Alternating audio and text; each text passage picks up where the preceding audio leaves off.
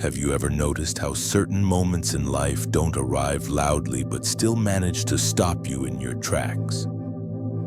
You're scrolling, half-focused, and suddenly you land on a video, a sentence, a feeling. And without knowing why, you feel it. Not motivation, not excitement, but something quieter and stronger, a knowing, a sense that something inside you is shifting, that a chapter is closing and another is preparing to open.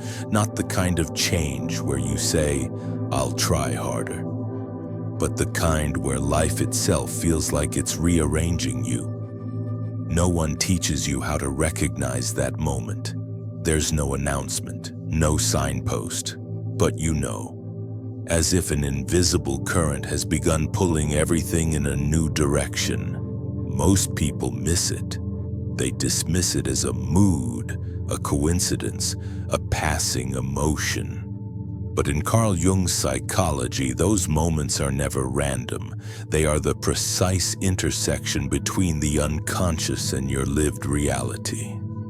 The point where the comeback journey always begins. Quietly, invisibly, in silence. And that's exactly what we're talking about today. Because according to Jung, the unconscious does not send messages by accident. When you encounter something like this at this exact moment, it's often a signal. Not that a comeback is coming someday, but that it has already begun in layers of you that your conscious mind hasn't caught up with yet. So the real question isn't, are you ready to come back? The question is, what if you already are? Number 1, the awakening of the unconscious. You are not watching this video by accident. Have you ever felt that strange, heavy intuition that your life is about to change, even though you have no evidence to support it yet? Nothing concrete, nothing logical. And yet the feeling sits in your chest with quiet certainty, like a door cracking open somewhere deep inside. You don't know what's next. You don't know where to begin, but you know you're standing at a threshold. That is how a real comeback starts. Not with clarity, not with confidence, but with a subtle vibration. A quiet knock from within that makes you pause and turn inward, even if just for a second. Jung called this the whisper of the self, the soft murmur of your true nature trying to be heard. Someone once shared a story with this channel that perfectly captures this moment. She had spent years in a stable office job, long enough that she convinced herself this was simply how her life would always be. One afternoon, exhausted, staring at her screen, she felt a sudden urge to re-watch a video she had seen years before. A video about someone's comeback after total failure. She didn't know why she clicked it again. She didn't know why her heart started racing when she heard certain lines. A few weeks later, she finally signed up for a course she had postponed for 2 years. 6 months after that, she left her job and began building her own project. When asked what made her change so quickly, she smiled and said, "I don't know. I just know that something shifted that day. I started seeing life through a different lens."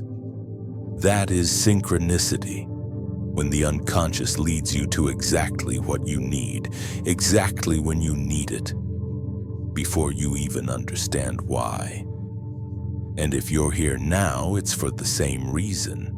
Not because an algorithm randomly pushed this video, not because of idle curiosity, but because a part of you that you once ignored, abandoned, or buried has begun to wake up. Have you felt that sense of outgrowing your current life? That what once felt acceptable now feels tight? That conversations you used to enjoy feel offbeat, misaligned? This doesn't mean something is wrong with you. Jung called this the cycle of conscious expansion. The moment when the true self begins pressing against the limits of the life you've built.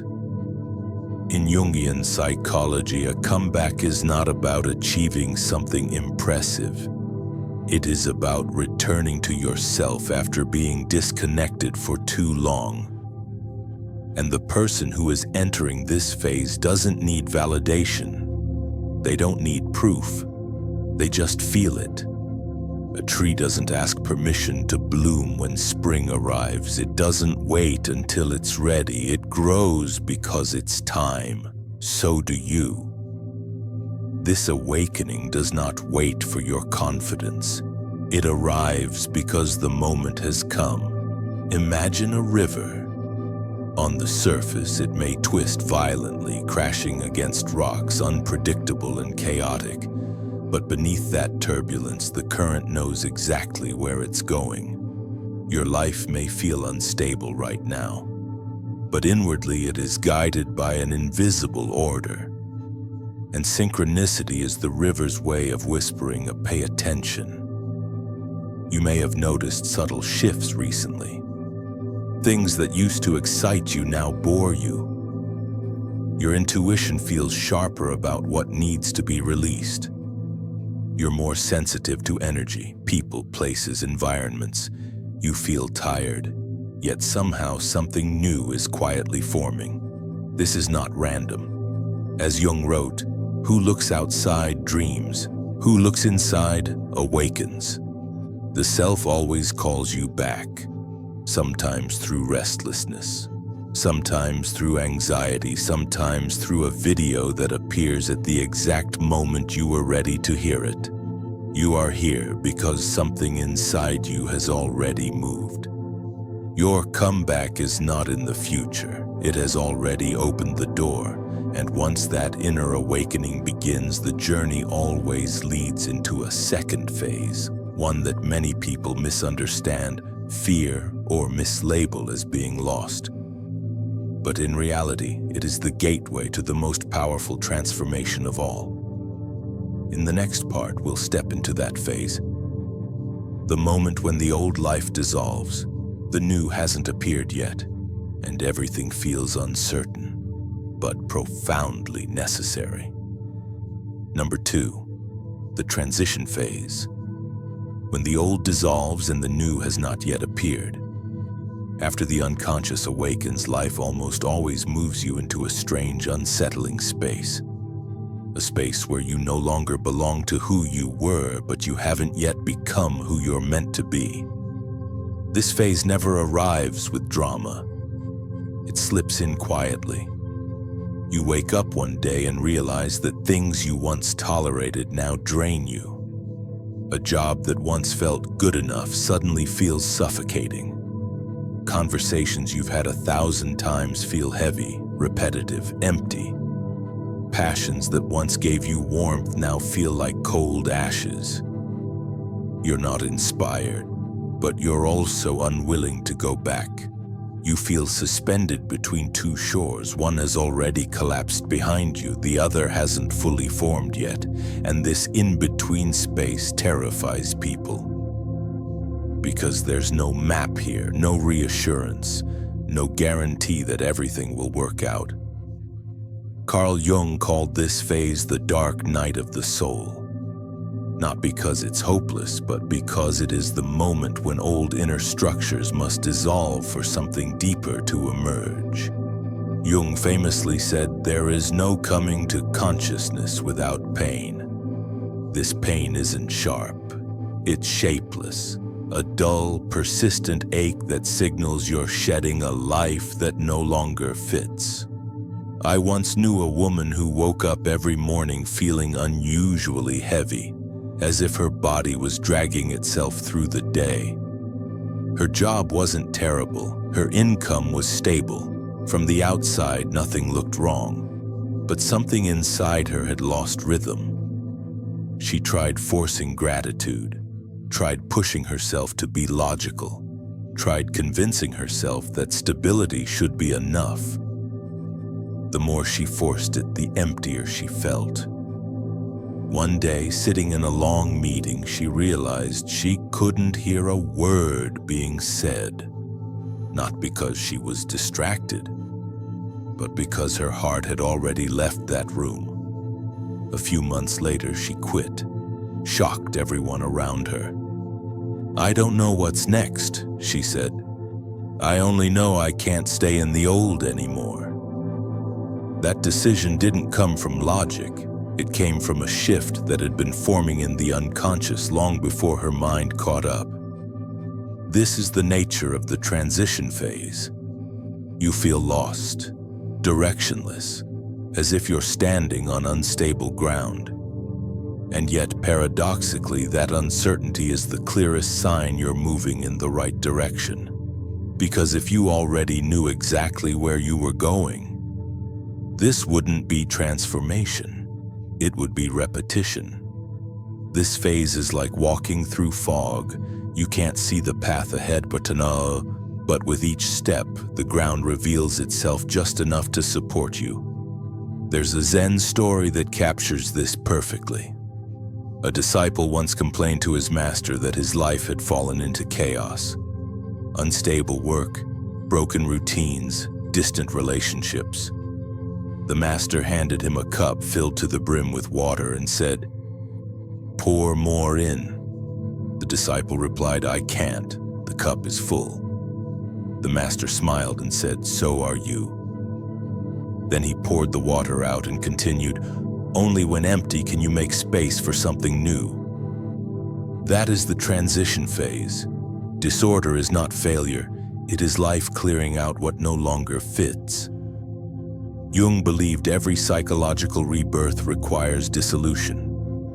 The old ego, built from roles, expectations, habits, and outdated beliefs, must loosen its grip so the true self can emerge.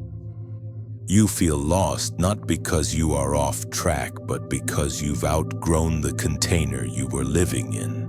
Imagine a seed breaking through hard soil. From the outside, everything looks destructive.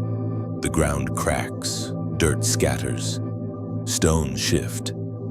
But underneath, life is rising. When your life feels unstable, remember this. The ground only breaks when something new is trying to be born. If right now you feel tired, empty, disconnected, or unable to return to anything familiar, don't panic. You're not failing, you're growing. And growth, as Jung taught, always begins with dissolution. This phase is not an ending, it is an invitation. An invitation into a deeper version of yourself. Number 3, when the shadow rises to free you. Once the old life loosens its grip, something unexpected happens. The parts of you that you once hid, suppressed, or forgot begin to surface. This is the moment many people think they're regressing. But in Jungian psychology, this is one of the most crucial shifts of all. Jung called it the rising of the shadow, not to destroy you, but to free you. The shadow does not arrive as an enemy, it arrives as a mirror. Old fears resurface, emotions feel bigger than the present moment. Sudden anger, sadness, resistance, or vulnerability appears without clear explanation. You may feel overwhelmed and think, "Why am I feeling this now? I thought I had moved past this." Jung answered this directly. One does not become enlightened by imagining figures of light, but by making the darkness conscious. The shadow rises only when you're strong enough to face it.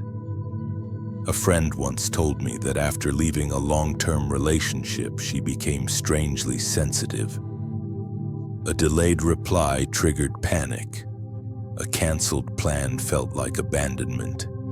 Small comments hurt far more than they should have. She felt confused and ashamed of her reactions. In therapy, she realized none of those emotions belonged to the present. They were echoes from childhood, moments of being left alone, criticized, or forced to shrink herself to survive. When the relationship ended, the protective structure disappeared and the shadow stepped forward, and something remarkable happened when she faced it. The fear didn't vanish, but it stopped controlling her. Because once something is seen, it no longer has to scream. Neuroscience confirms this. When intense emotions arise, the amygdala activates survival mode, tightening the body, speeding the heart, triggering impulsive reactions. But when you observe the emotion instead of avoiding it, the prefrontal cortex begins regulating that response. The nervous system releases energy that has been trapped for years. Facing the shadow is not weakness. It is biological, psychological, and spiritual healing. Jung said the shadow is the first real doorway to transformation. You cannot become freer while carrying unprocessed fear, shame, or grief. The shadow teaches you to face what you ran from, to touch what once scared you, to integrate what you disowned. Imagine a dark room you've avoided for years. The darkness isn't the problem. Avoidance is. When you turn on the light, you realize the objects inside were never monsters, just old things you no longer need. As you clear them out, the room becomes spacious, peaceful, bright. The shadow is the same. If you're experiencing emotional waves, sudden reactions, resurfacing memories, or unexplained intensity, don't panic. You're not moving backward. You're stepping into the most important phase of your comeback. The shadow doesn't break you. It clears the path. And when you face what once terrified you, it loses its power. When you accept what once shamed you, it becomes wisdom. When you allow emotions to rise without judgment, they transform into life force. After every dark night of the soul, the light that follows is deeper and steadier than before. And that's how you know you're closer than ever. In the next part, we'll move into what happens after the shadow is faced. How inner power restructures, why you begin reacting differently, and why silence becomes a sacred preparation for your greatest return. Number 4. The restructuring of inner power. When you react differently and realize you are no longer the same person. After the shadow has been faced, something subtle but profound begins to happen inside you. Jung believed that once unconscious material is brought into awareness, the psyche naturally reorganizes itself. Old reactions lose their grip, old habits loosen, and without trying to change, you begin behaving differently. This is not self-control, this is not discipline, this is not you trying to be better. This is inner power restructuring itself. Jung said, until you make the unconscious conscious, it will direct your life and you will call it fate. And the moment the shadow is seen is the moment fate begins to loosen its hold. You notice this first in your reactions. Things that once shattered you no longer have the same effect. A careless remark doesn't spiral you. Silence from others no longer triggers panic. Unexpected situations don't immediately throw you into defense mode. Instead, there is a pause.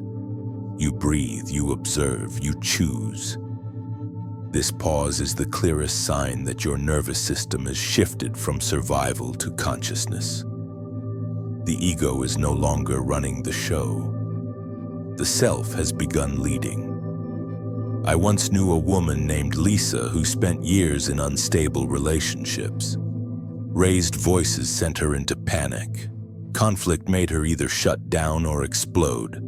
But after facing her shadow in therapy, she said something simple yet powerful. I don't react as fast anymore. She paused. She breathed.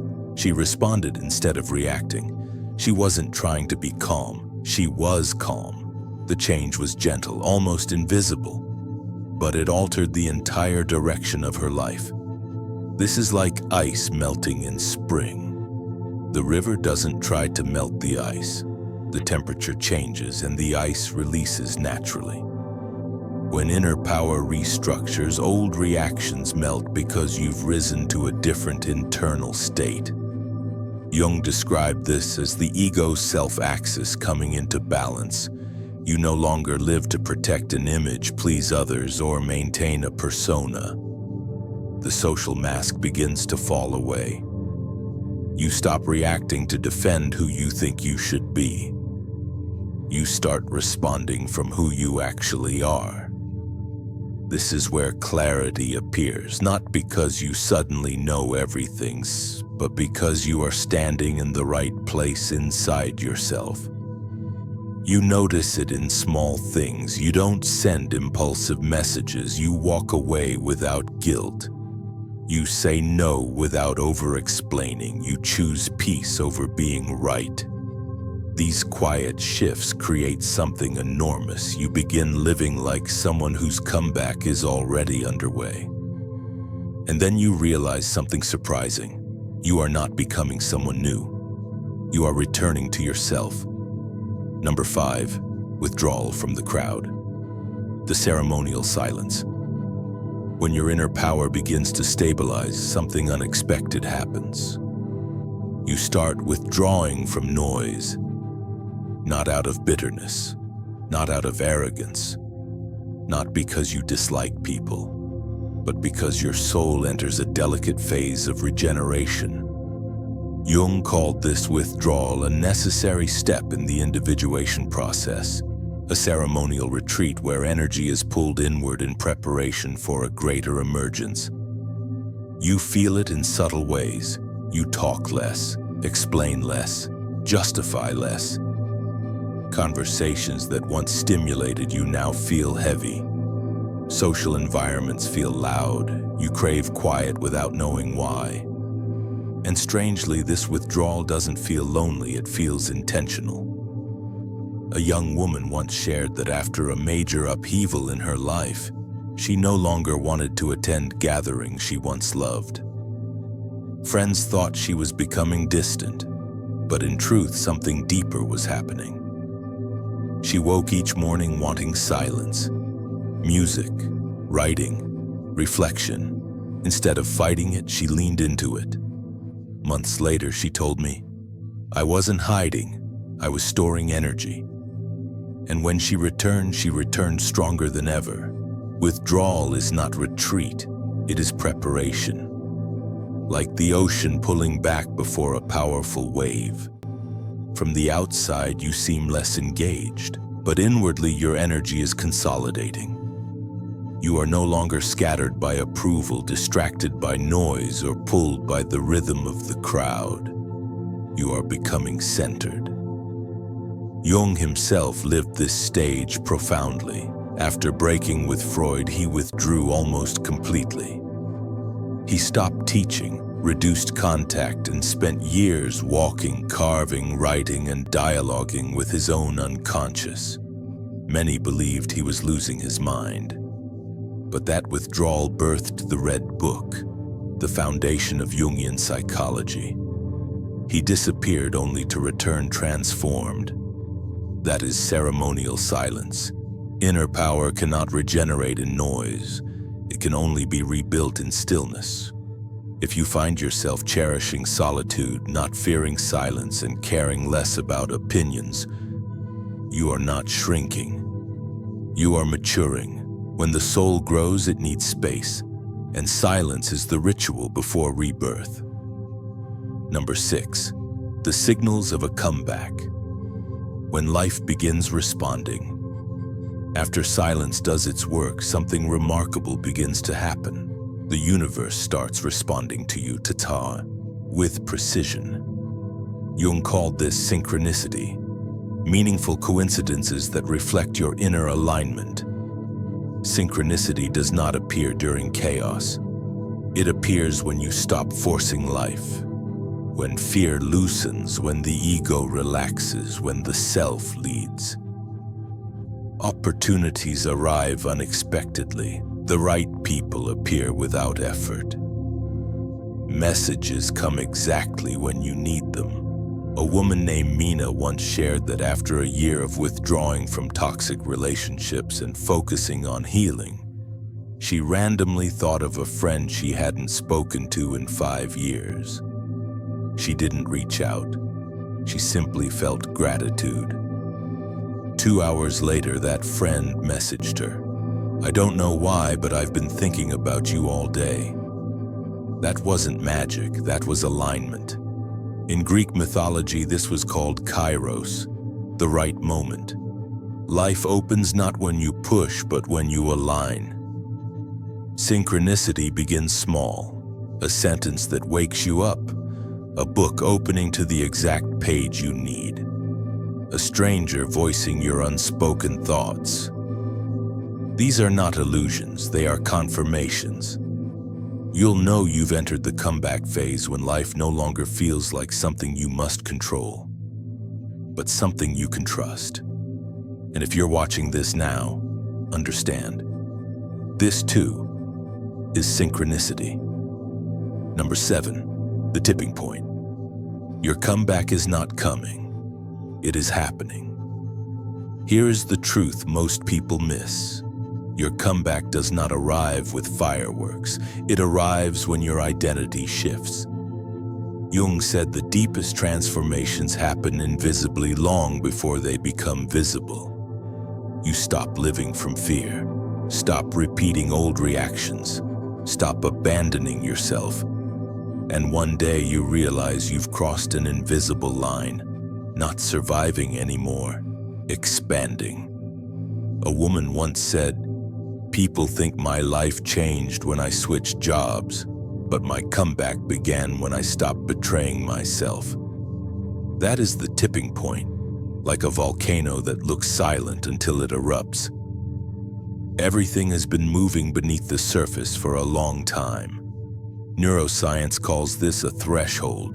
Enough small changes create new neural pathways until the brain reorganizes itself.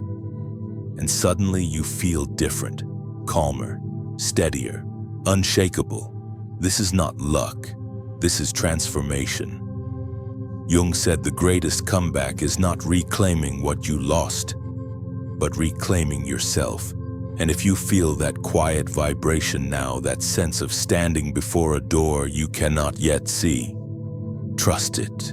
You are not waiting for the miracle. You are the miracle. Your comeback has already begun.